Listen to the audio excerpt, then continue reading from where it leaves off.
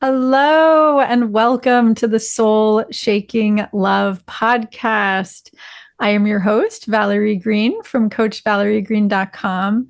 And this podcast is dedicated to bringing you the world's expert teachers on how to build a mind, body, and spirit connection, both with yourself and with your true love. And so today, I'm really excited right now to be interviewing Phyllis Levitt. Hello, Phyllis. Hello, nice to be here. Yes, it is a pleasure. And the topic is really interesting too, because we're really going to talk about how to navigate conflict. She has 6 secrets for how to navigate conflict in a conscious way. And Phyllis is very unique for this because she's a psychotherapist who's been working in private practice for 30 years. You know, she'll tell you more about that, but she's also really passionate about integrating spirituality with psychotherapy. And so she brings those principles into navigating conflict in a way where it's about really being present and, you know, redoing our mindset about conflict so that things flow smoothly. So I'm very passionate about this topic. So Phyllis, do you want to tell us a little bit more about your practice before we begin?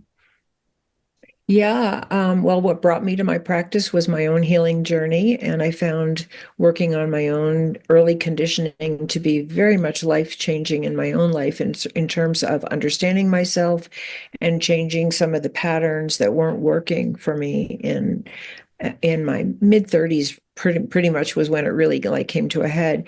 And so I became a psychotherapist. I've always been on a spiritual journey. Those two worlds are really very much connected for me, um, in a way that I feel like we need to sort of have our feet on the ground, as well as connected deeply within to something that's, of a higher source of love and wisdom.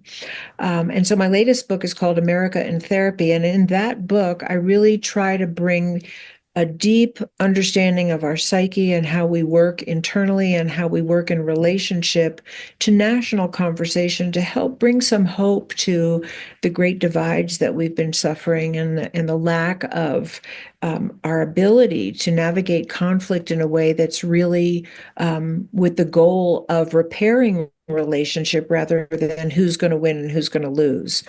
Um, Mm.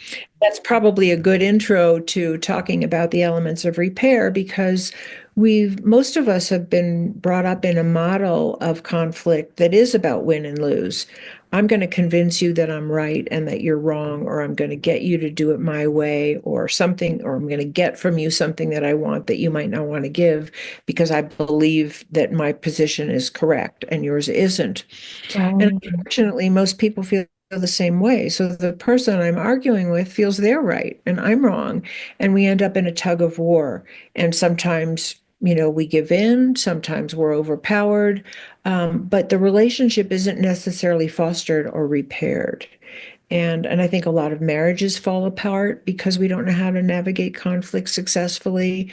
And certainly the fallout from that on our children or how we behave in the rest of the world can be very detrimental to ourselves and a lot of other people. So out of my, years and years of experience, I kind of came up with these 6 elements of repair. Um, and I'd be really happy to share them with you. Is there anything that you want to add, Valerie, right here? Yes. I mean, gosh, I think you said it really well. So Mm. I don't have a lot to add so far because I agree this applies both to couples in conflict, but it also applies on a grand scale right now with the conflicts that we're seeing and the polarization we're seeing in the world right now. That if one person wants to have power over the other person and push their agenda, then it'll start a power struggle. And Right. the other person will want to claim their power and then push back just as hard. And Exactly. there's no, there's that adage that you can either be right or you can have a happy marriage. Totally. Totally. And I think if we're going to make that choice that I'm choosing, I don't have to be right. I really want to have a happy relationship. Then what are the skills I need to embody to actually enact that in real time when there's really disagreement or there's hurt or there's anger or something comes up where we're really at odds with each other. And let me just say, these things are not that easy to do. Right. If they were easy, we'd be doing them all the time and we wouldn't have to talk about it. So, the first element of repair is probably in some ways the hardest. Well, they're all difficult. And let me just say, they're difficult, but they're extremely gratifying when you can actually begin to embody them because you'll see something happens in your relationship that was not happening before. And I recently was talking to a friend who had read the PDF, The Six Elements of Repair, that I created and that you can make available to people through your show notes if you'd like to. Yeah. And this couple had separated and they were at great odds and they read that PDF together and they had completely different kinds of conversation and they're back together. So Wow. I'm saying it's a miracle drug. And obviously they were ready to make a big change. But I just want to say that there's hope for us to navigate conflict differently in our own lives. And I want to bring that hope to our country and to the world because we're suffering to the extent that we don't work it out. And many people are suffering greatly. Yeah. So the first element, and you can see why this has broad application, is restraint. We have to learn how to tolerate our own distress. So Hmm. I might be really angry with you, or I might feel really hurt by something you said or did, but that doesn't mean I have license to call you names or slam the door or roll my eyes when you're talking or, not listen, I had one person in a couples therapy session who pulled out their phone and started texting when their partner was really upset. And these are all ways that we give the message out, I don't care, I'm not going to work this out with you. So the bottom line is tolerating your own distress, and that means restraining any behaviors that are destructive or mean-spirited or create a wall and that let the other person know you're not letting them in. Mm. But let me back up because what I wanted to just emphasize was about this win-lose paradigm. These six elements are designed to create a win-win. And I think that's really important because most people grew up with a win-lose paradigm. I did. Nobody ever talked about Mhm. win-win when I was young. I'd never heard that term. Right, exactly. And we kind of prided ourselves on being right and sticking to our guns rather than realizing that the relationship was actually more important. Hmm. Because I don't think there's a person in the world who actually doesn't really want to have a loving, safe relationship in which they feel equal and valued and respected. Hmm. So these are the elements. So the first one is restraint. And you can see that, like, if you're talking about a therapy session, you would never allow people to come into the session with guns, right? You can't threaten, and threat is another way of not restraining yourself. Right. Well, but most people don't bring guns, but they might bring verbal weapons. They might bring emotional weapons. And we really have to learn how to leave them at the door because nobody wants to feel threatened on any level. And there's no possible good outcome if that's the underlying context for a disagreement. So Hmm. restraint is a huge one. And I would say it's anything from not yelling to not going like this when the other person's talking or like this, oh God, there you go again, kind of thing. Because all of that shuts down the openness that's required to actually resolve a conflict. So Hmm. restraint is number one. Number two is, I call it reflection. So it really means I'm going to look at myself. Most of what happens in a conflict is you, you, you, you, you. You did this, you did that, you didn't do this. It's very much blame centered. And, as you said very well, when one person attacks, the other person's normal, natural response is to defend with their own attack. or their own Mhm. avoidance or something that is not relational. That's just how we're wired. If we feel attacked, we mobilize our own defenses in some way. And once that pattern is set, it's very difficult to work anything out. Yep. And you're back in the win-lose model. So Yeah. reflection means I'm going to look at myself. Who am I being here? What's my tone of voice like? Am I making good eye contact with you? Does this, and it might be something very, very somatic like that, or it might be, am I reflecting on where am I coming from? The way you said that to me really reminded me of the way my father spoke, and it really triggers me. And I realize that when you have that attitude or whatever, I go back to being 6 years old, and then I'm coming from that 6-year-old place. So self-reflection is really, and all of the elements of repair are all about me being accountable for myself rather than me blaming you, pointing the finger at you, and focusing on you. And why this is so important is because, first of all, I've seen it change relationships. But also because when I feel like I can be accountable for myself, and let me just say, nobody does this perfectly. We misstep and then we come back and then we do it differently again and again because Yeah. we're learning. So I'm not Of saying you course. learn these 6 models of repair and then everything is roses, roses after that. It's really hard to do these things when you're triggered, when you're really angry, when you're really hurt, or when you're deeply convinced that the other person is just wrong and off the Yeah. wall.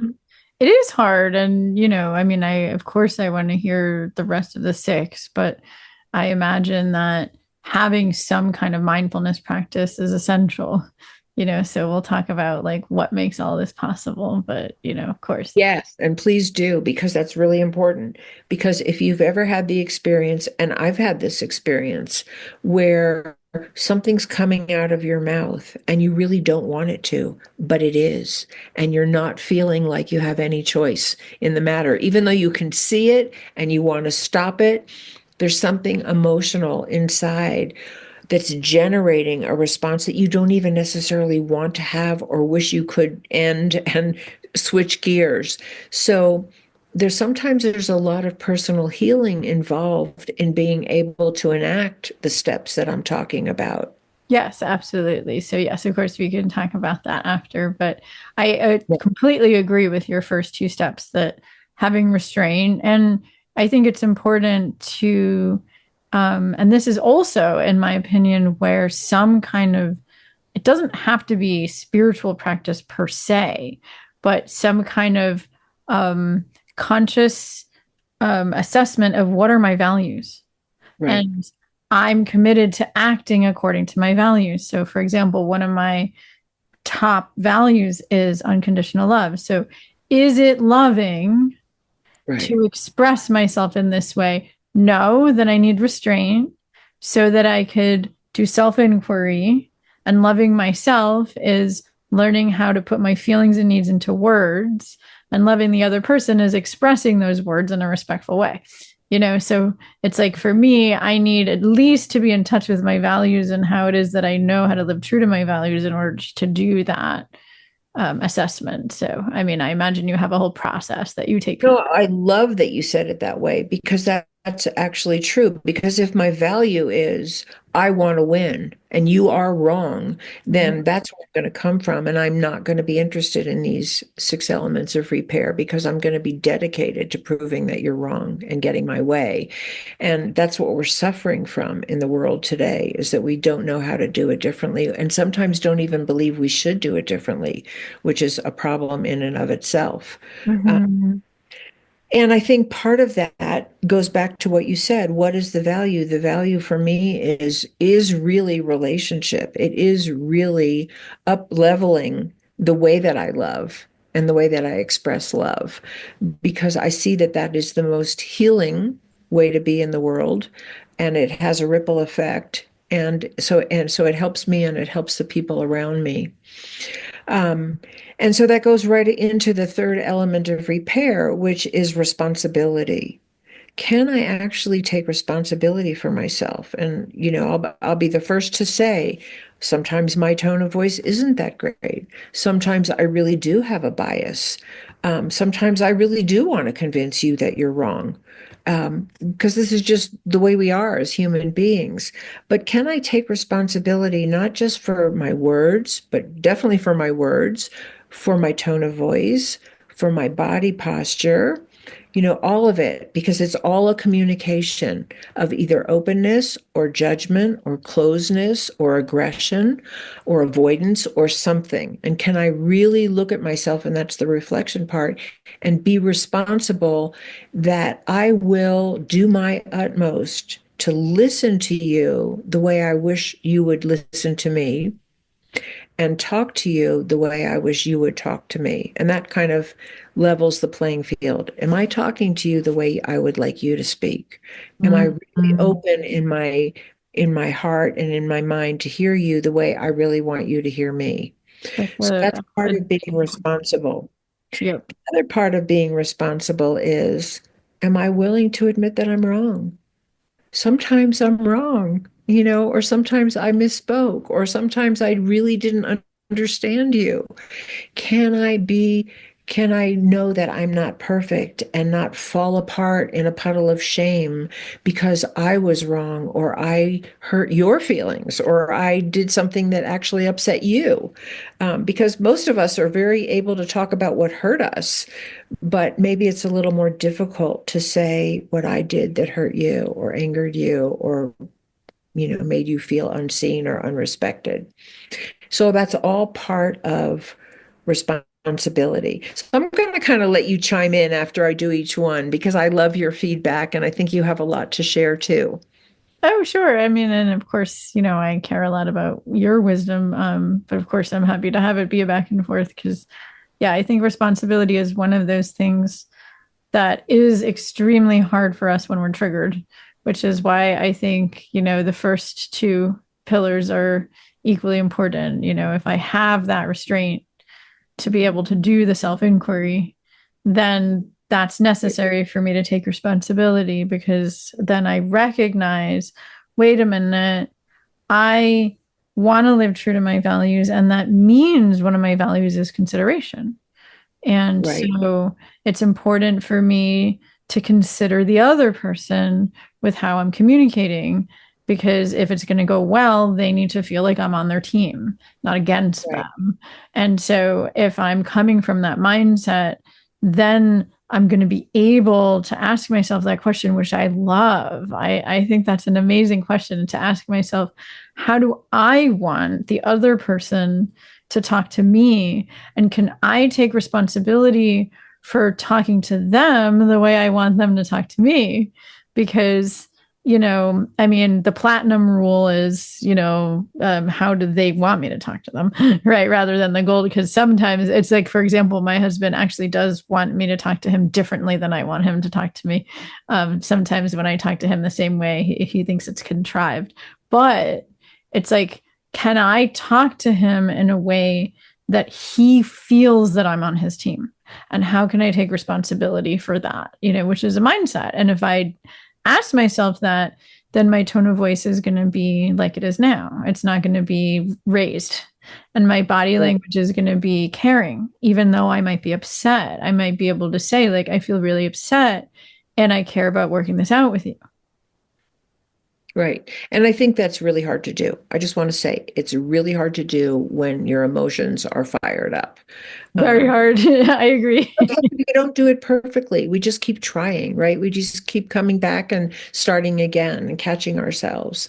Yep. And one of the things I want to say is that there's a part of being responsible that is really difficult to navigate, but really important also. And that is if I do feel really strongly that you're out of line, that you crossed a line with me, or you did something that was really hurtful, I need to be able to advocate that for that without letting it go because I'm just trying to like keep the focus on myself. Keeping the focus on myself might be saying it's not okay for you to talk to me that way. Right. But what makes it different than just being aggressive or dominating or making the other person just plain wrong is that I still really want repair.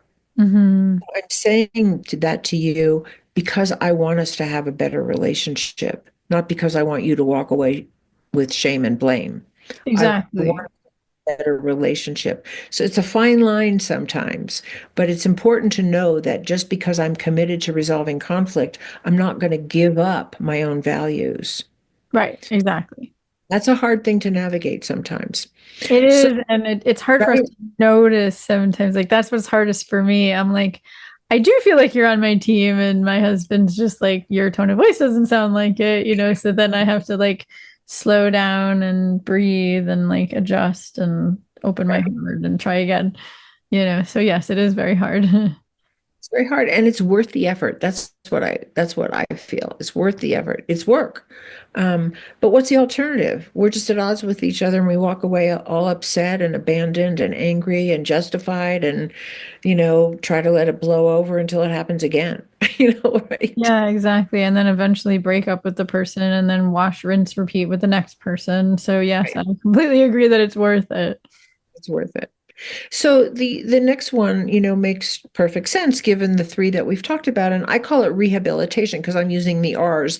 But really, what that means is rehabilitating myself. Mm, Like, and often what that looks like is making amends, of really being able to say, I'm sorry. I did have a really harsh tone of voice, or I really wasn't listening to what you needed, or I'm sorry that I blah blah, whatever it is. Because I think for many people, it's almost impossible to say they're sorry. And we probably know that in our own experience where you might have like wanted to say it, but you can't because it feels like, you're losing your power or it's an injury to your pride or something like that. But actually remember the first time someone genuinely apologized to me, and it was life changing. I know I have not forgotten that moment. And I thought, whoa, that just healed our relationship in an instant because they really had been in the wrong. And then it gives you permission to do that yourself. And I've seen that in relationship. If I can put myself forward and apologize or make some kind of amend, it might not be an apology. It might be that I commit to doing something differently or whatever it is that I do that's making an amend. It kind of opens the door. It softens the space and it opens the door for the other person to meet me there. hmm yeah, no, I totally agree. I mean, I think that, as you said, it's not easy, in order to, because I think that requires a mindfulness practice too. Mindfulness just being that I'm the observer of my experience and I'm able to actually feel what it is that I'm feeling and needing in order for me to be centered so that I can come from a heart-centered place with you. I mean, do you agree Yeah. with that? Yeah, I mean, I definitely agree. I think we have to have some self-awareness, whether it comes from an actual mindfulness practice or a meditation practice, or just having done a lot of work where we've peeled the layers back on our wounding so we're not coming from an automatic, unconscious, reactive place. It definitely takes some self-awareness. And what I would say is, also, that in even just trying to implement the things that we're talking about today, it helps build that self awareness. If I'm focused on, okay, I'm going to restrain myself and really try to hold myself back from rolling my eyes when I disagree with you, then I'm growing that muscle of self awareness. Mhm. Right, exactly.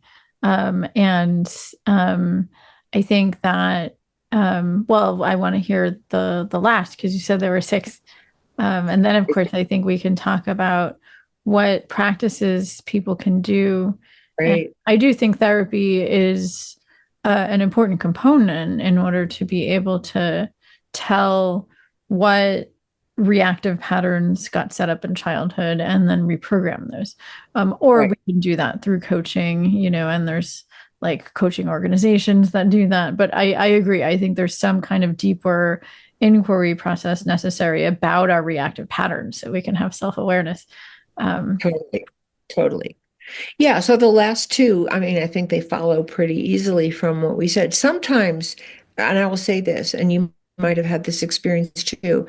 If you've practiced restraint and you do reflect on yourself and you take responsibility for your part and who you're being in the communication and how you're communicating, and you're willing to apologize when that's appropriate or make some other kind of amend when it's appropriate, sometimes that just dissolves the argument. It's done.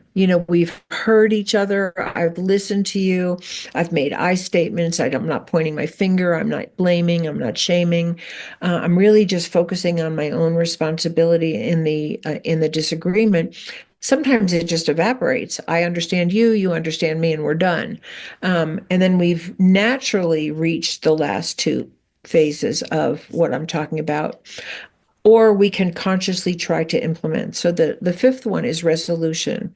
Can we come to a resolution? Maybe we need to make a compromise. Maybe we need to make a new agreement about X, Y, or Z, but some form of a resolution where we both feel resolved, if possible, or as much resolved as we can. And sometimes upset feelings linger, and they don't just disappear through the conversation. And sometimes you just need to give yourself time to get over it. I know there's times where I've said to my husband, I just need some time. My feelings are still really activated. Just give me a little bit of time and I'll come back, Right. because they don't just calm down right away. But then I'm still being responsible because I'm still working toward resolution with you, but I'm being truthful about where I am in that moment. It's because it's not totally resolved for me because my feelings are still activated. No, exactly. But you're also in communication with him, which is what I think is the important part there. You're not just walking away, which would be reactive. You're communicating with him, like, I imagine in a way that sounds like, thank you for helping me work this out. I want to feel resolved, but I don't yet because I need space in order for my feelings to resolve. And, I'm sure by tomorrow after I sleep on it, I'll feel closer to you again, or I'll tell you what I need then. Right. And sometimes just by saying that, it helps my feelings resolve, but for sure, sometimes I really need space and sometimes he needs space. And so Exactly. that leads to the last one, and which is really the goal. And I can't emphasize this enough. The goal is reconnection.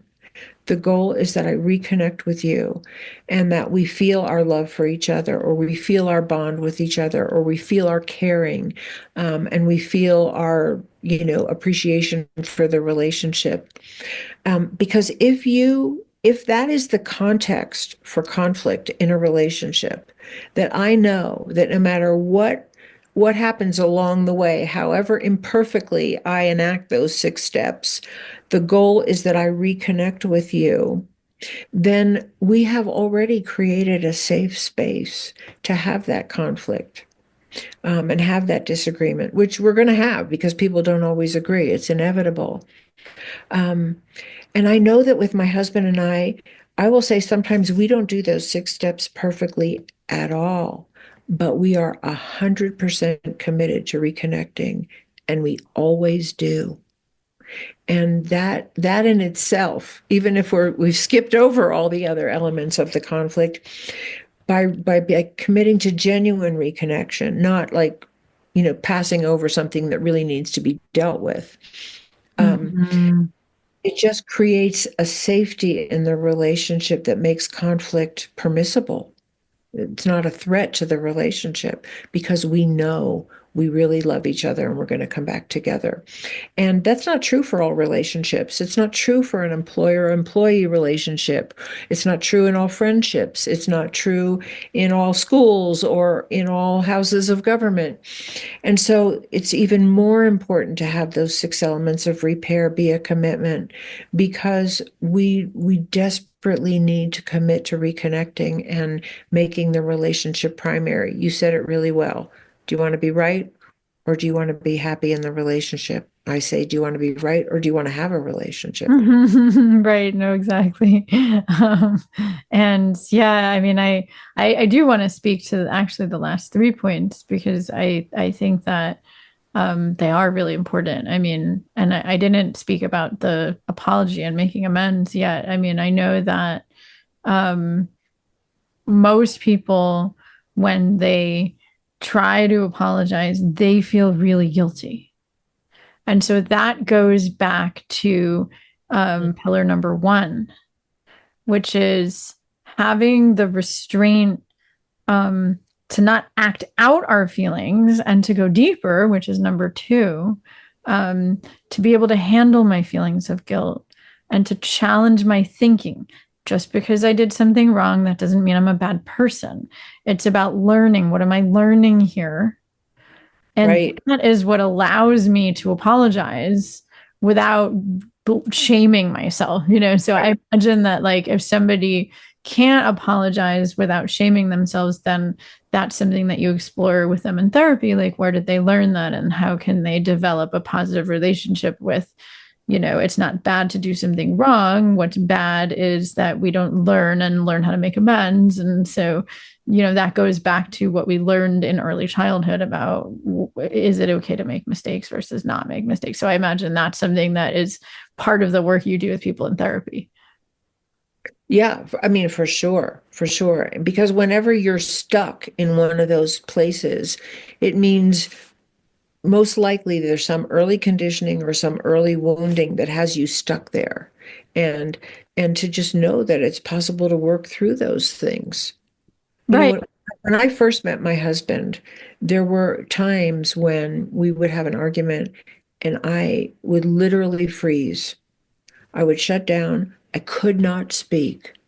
I would want to, but I couldn't because something from my early childhood was a way of coping in my early childhood got triggered.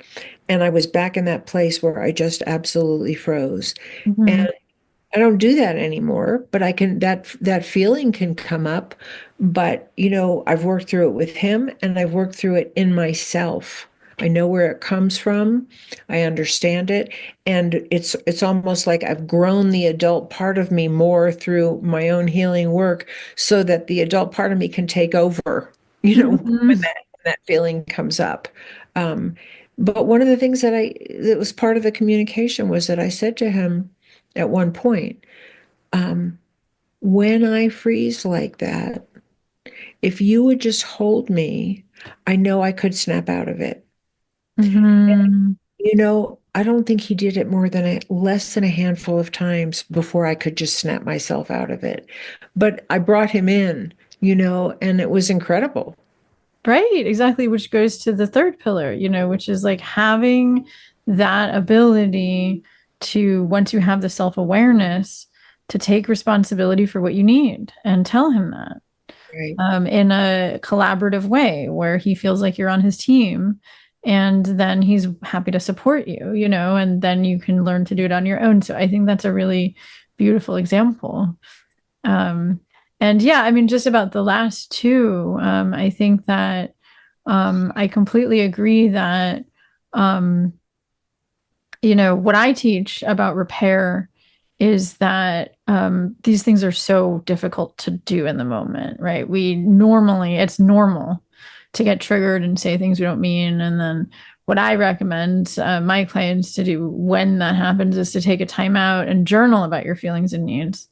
Of course, Mhm. agree when you're going to come back together, you know, so that the anxious partner doesn't think you won't come back together. Right. Right. But then it's about doing do-overs, which, you know, kind of speaks to the last two about repair. It's like if you don't do it well the first time, then you can come back and apologize for not doing it well the first time and then do it again. Like if I could have said it differently, this is how I would have said it before.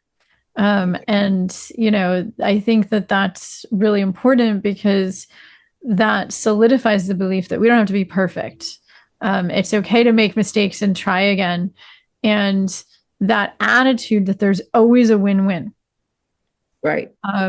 The actual solving the issue together is The way I teach it is around going deep enough to Mhm. access. If you go deep enough, if you're fighting on the surface issue, like, one partner wants space, the other partner wants connection, there's no solution. But if you go deeper, what does that provide for them? And what does that provide? And what does that provide? There's always a way to find the win-win. Yeah. So, I mean, And do you want to speak to that? one of the things that I've found is, sometimes I'll just say this, I hope it doesn't sound bad, but sometimes I feel like I really have a point in the argument and I want to be heard. But I think this goes back to some of the things that you said. Um, and I think that's the heart of the argument. Like, I really have a point. It really needs to be heard. And I can say that he has that too, but I'll just speak for myself here. Uh, and what I have found is that um, when I really can own something and come from a more settled place, when I can get myself to that place, often my husband will actually say, I hear you. I really do hear you. You really do have a point. And his defenses drop. And and that can happen in reverse. If he can do that, my defenses drop. Because sometimes we really have something the other person just needs to hear. It's not, and that's just the way relationships are. So how can we be in a way that sets our relationship up to win? That Yep. the relationship wins, that I can really get heard when I need to, and he can really get heard when he needs to, and we just, tromp through the weeds to get there. That's what I would say. Yes, no, exactly. Because it's like, what I want to say to that is that a lot of times when we don't feel that our point of view is validated, because you Right. can validate someone else's point of view even if you don't agree. I like to use that analogy of the three blind men and the elephant. I don't know if you're familiar. Right. Yeah, yeah. Like, just three blind men try to figure out what an elephant looks like. So on, like, let's just say on the tail, it looks like a broom, or it feels like a broom, right? And on the trunk, it feels like a hose. And so they just argue about it, as opposed to being like, from your side of the elephant, it makes sense that it looks like that it feels, like, it seems like a broom. And from your side of the elephant, it makes sense that it seems like a hose. And it's like, you can validate the other person's point of view even if you don't agree, and that makes you feel like you're on the same team, which is what's important in order to then open up the creativity and brainstorm those win-win solutions. Because if you feel like, oh, they don't care about my point of view, then you're not open to brainstorming the win-win because you don't feel validated. So I'm validating what you're saying. Right. No, thank you. And I think we're pretty much on the same page. And again, I just want to stress, I don't do it perfectly. I don't know anybody who does do it perfectly, and that's not the goal. The goal is to do our best, keep trying, learn from what we do, grow, and hold that container of, I'm looking for resolution and reconnection with you, no matter what. Right. Because if you hold that intention, the other person can feel it, Yeah. as opposed And to they do. the agenda of I want to be right and control the situation versus I really want to repair. And I really want you to feel like we're on the same team and there is a win-win that's possible. Like, that shows up in your energy, right? Totally. Totally. Yeah. And so, I mean, it is really, really, really hard to do these things. And so I guess I just want to ask you, when clients come to you and say that it's really challenging and they don't know how to have restraint, and what does it mean to be self-aware, and I'm not sure if I can apologize, and I am attached to my agenda of being right, and what do I do? Like, how do you support them in learning these tools? Well, there's skills that I learned, and you may have learned some of these too, on some of them are nonviolent communication skills. Some of them are, enhanced with other relationship skills added to that. But there's some underlying basic principles. And one of them is making I statements instead of you statements, because you statements invariably sound blaming. It doesn't mean the word you is never in a sentence, but an I statement would be, I was really upset when you said blah, blah, rather than you're a jerk because you said blah, blah, or you always do blah, whatever. Right. Um, So that's just one of the fundamentals of creating that safety. And I learned, I can't remember if this was an Imago technique or a different relationship course that I took, but there was a set of questions that I would often use with clients, with couples that, and they would take turns. One person was the listener and one person was the speaker. And the person who was the listener just reflected back what the other person said, because usually we just want to jump in and counter the argument or whatever. And we're not listening when that's happening. So the question would be to tell your partner what the issue is in I statements. This is what I think. This is what I feel about what happened. And this is what I need from you. And then the other person just reflects that back. And then Mm-hmm. the next question would be, when you do blah, blah, this is what I make it mean about you. This is what I make it mean about me. And this is what I make it mean about the relationship. Because what we make it mean is often another layer of the upset. I make it Yep. mean you don't love me. I make it mean that you don't respect me. I make it mean that this relationship isn't going to work out. You know what? And then that adds a whole other layer of stress to the argument that the other person may not even know what you make it mean, you Yep. know. Um, so you're really revealing how this is landing inside of you in a safe way. And again, it's not blaming, it's just I statements. And then the next question is, and these are the emotions that come up for me. I feel sad, I feel angry, I feel hurt, I feel despairing, I feel abandoned, whatever it is. And so you're again, and the other person's just reflecting, they're just listening. And so they get to know, oh, I thought you were just mad, but actually you were really feeling scared and worried to be that I was going to abandon you or whatever it was. And then the last one is, and this is what I need from you to help repair this and make this better. And again, the other person's just reflecting. And one of the things that I found really worked with couples well was what you can do after you say, this is what I need from you to make this, to help repair this.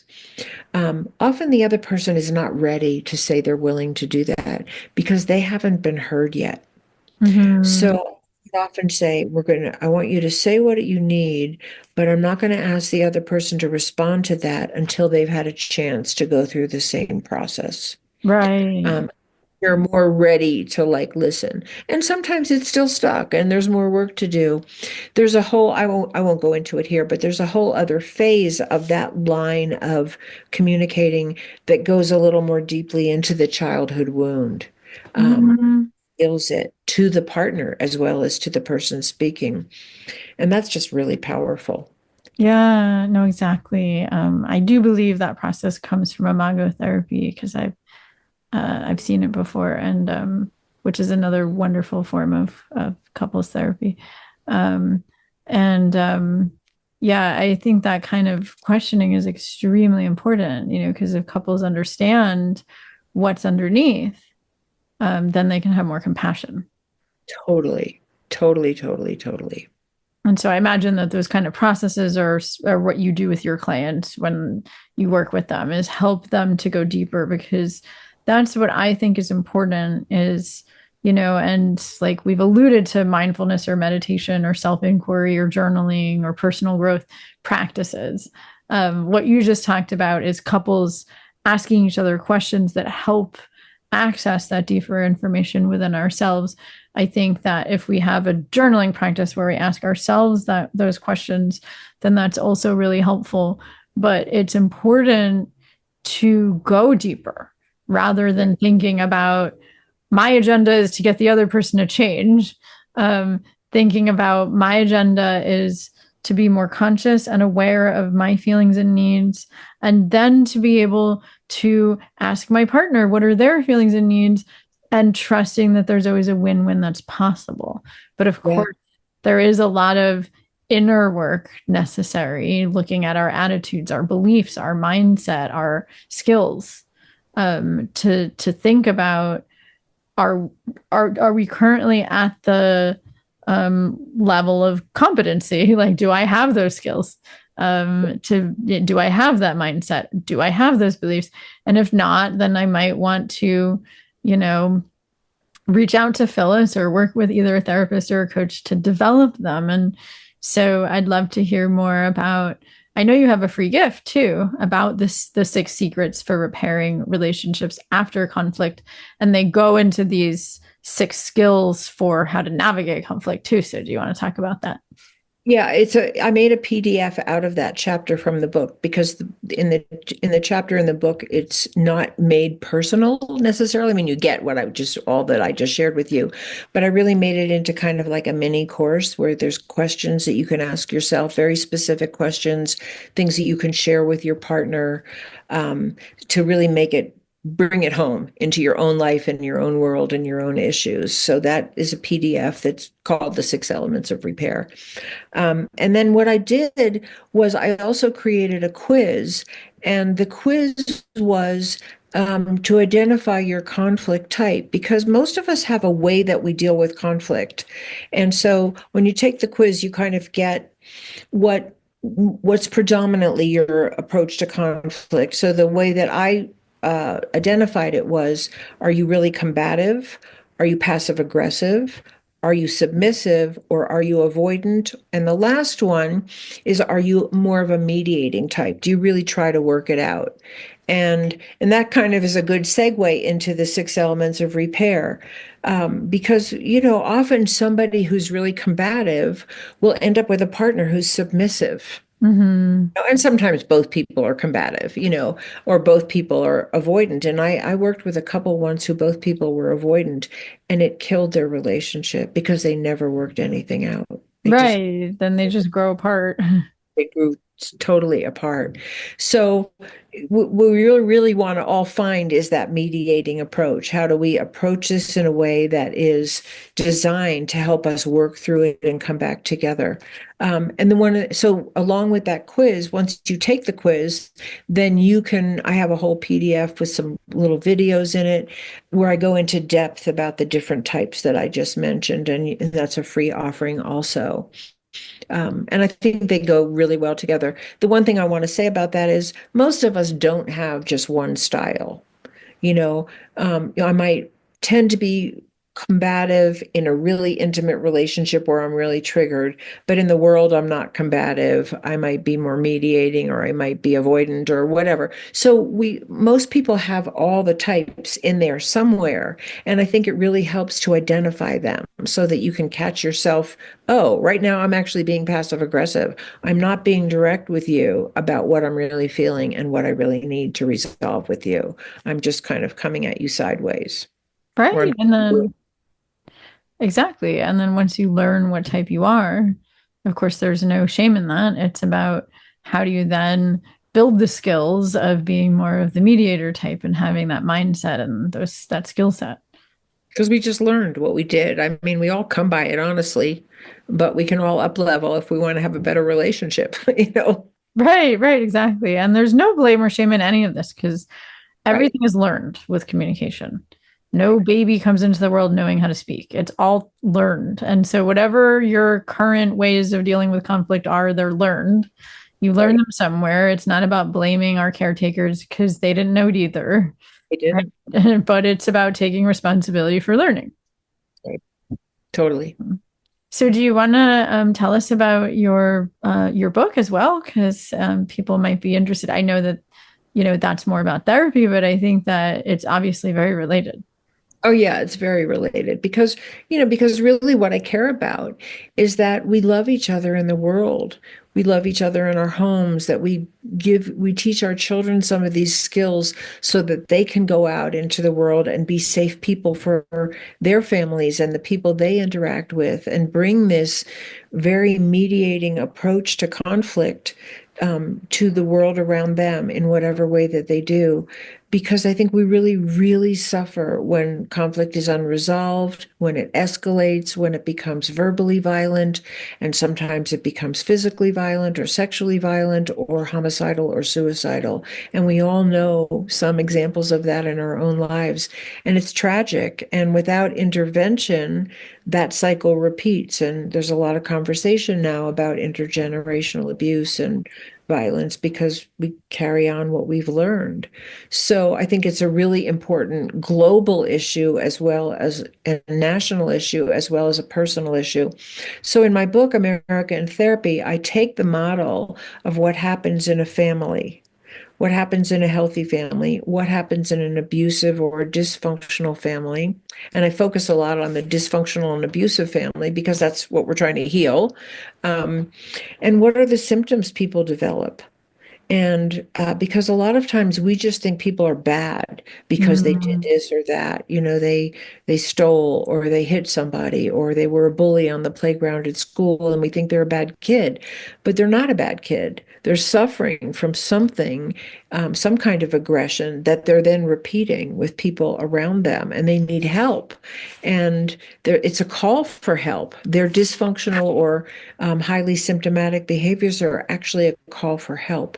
And we Mm. know that in the field of psychology, but we don't know that on a community and national level. We really label people as bad and other, and we just want to lock them up, and rather than rehabilitate them, help them heal, help them become their true self, and then be able to enter the world as a functional, safe person themselves and reclaim who they really were born to be. And that's a whole other mindset. So I really go into the dynamics of abuse, the outcomes of dysfunctional behavior and dysfunctional family dynamics on both levels, the individual and the national. But not with the idea to blame anybody, but to bring a healing perspective to all of it. How could we, and then I talk about the 6 elements of repair, and I talk about some really big paradigm shifts that we need to make that I believe are grounded in the field of psychology and certainly grounded in the world of spirituality as I understand spirituality, but I'll say them in a more psychological way. So one of them is this shift from a win-lose to a win-win paradigm. And another one that I talk in depth about is really reworking our relationship to dependency. We actually Mm. really are dependent on each other. We really are interdependent. And this whole myth of the self-made man and pull yourself up by your bootstraps and I don't need anybody and that's really sexy and that's a sign of success. It's a myth. None of us can be here without all of our dependencies on people around the world who supply our phones, who fix our cars, who grow our food. Um, and there's no shame in that. Mm. It's actually the human condition. We need each other. It's not a sign of weakness to say, I need you. It's not a sign of weakness to go to a therapist and say, I really want to work on what's generating this block in myself. So I think we really have to embrace our dependency and our interdependency. Another paradigm shift that I talk a lot about is the whole issue of equality. We live in a very hierarchical structure of human relations that causes unending pain and suffering for people that are put at the bottom of a totem pole. And I won't go into all of that, but that's really a big one. What it means to embrace our actual equality and what does that look like? What would that look like in the world of our own relationships and in the world of our larger social and political structures? Yeah. I And mean, I'll just mention one more and you can read the book to see the rest of them. But the other one yeah. I think that is really important is reworking our relationship to cooperation and competition.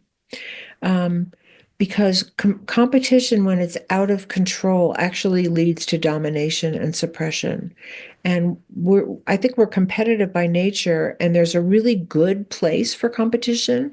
It helps us devise better technologies or better cures or, better educational systems or more art and music or whatever it is we create. But if it's held within a container of cooperation that my contribution is not just to beat you out and be better than you and win some kind of whatever competition, but because I want to make a contribution to the whole. And that's a whole other huge conversation. But these are some of the things I highlight in the book to give us hope. Like, where do we go? What could we focus on that we're not focusing on now, both in ourselves, in the way we look at the world, and how we treat each other. Bottom line, how we treat each other Yeah. at all levels.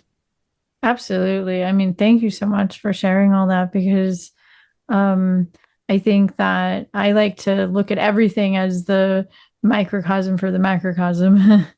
Exactly. And that's why my work is to work with individuals around conflict resolution. But of course, the same principles apply on a global scale. Right. And our world right now is becoming more polarized than ever. And so, as that happens, it's so important for us to look at these principles and to take a look at what paradigm shifts need to happen. And I look at it as think globally, act locally. I Mm, can change the way that the power structures are set up in the world, but I can change the things that I have power over and my own exactly. relationships, how I show up within them. And if I'm thinking globally, I'm thinking about how does that impact, how does my interaction with this person impact the paradigm of how can we create these win-win Right. solutions across the board? How do my interactions with this one person impact the collective? Right. And they do. And I think we have to remember that even if you can't see it, even if you don't know the ripple effect you might be having, um, but to really trust that we know that hatred and violence generate more of the same. So how do we not realize that love and acceptance and generosity and kindness also generate the same? Like, we have to know Mhm. that. I think, that's not necessarily as reinforced, but we can do that. Absolutely. So yeah, I mean, this has just been a very inspiring conversation. And so I encourage everybody to, to check out Phyllis's work. And I will put the link to the free PDF about the 6 secrets for repairing, including the quiz about conflict type. And I think that'll be really helpful all on its own. And I'll also put a link to your longer book, your latest one, because I know you've written a Right. few. The one you just mentioned, Therapy in America. And I think that it's just so important for us to look at how we're applying this both to our personal relationships, but then how we're applying it to our purpose, whatever that is in the world. And I know that, your work deals with both the individual work and the global paradigm. And so I feel really inspired by this conversation. So thank you so much. Thank you so much for having it with me, and I really appreciate the opportunity to share and to go into a little bit of depth. So thank you for making this space for that and all that you're doing to contribute to a more relational world, which I know you're doing. Yes, likewise. We're all doing our part, and I just hope that everybody has a self-love filled day so that we can then look at how can I communicate in this way where I'm valuing other people's feelings and needs equally to my own so that we can create that win-win. So may you have a day filled with that inner and outer peace. So until next time. Thank you.